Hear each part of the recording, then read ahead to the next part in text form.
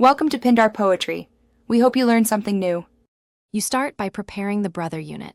Power it on and ensure it runs the latest firmware so features behave correctly. From the control panel, go to Network, then Wi-Fi Direct or Wireless Direct, and enable it. This creates a temporary SSID and password. Write down that SSID and key or print a network report.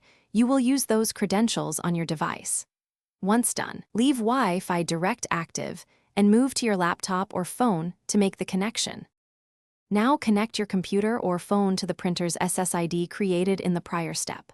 On your device, open Wi-Fi settings, pick the printer SSID and type the password exactly. Mismatched characters cause failure. After the device joins that network, install the brother driver or the iPrint and scan app so your OS recognizes the printer. Make sure to select the printer by its SSID or IP address in the app. This ensures commands go straight to the printer, since Wi-Fi Direct bypasses the router. Finish by printing a test page to verify proper communication and paper alignment. This confirms both network and driver work. If you plan frequent direct printing, set the brother as your default printer so apps send jobs automatically. If something goes wrong, restart both the printer and your device, then rejoin the printer SSID. Many issues are transient.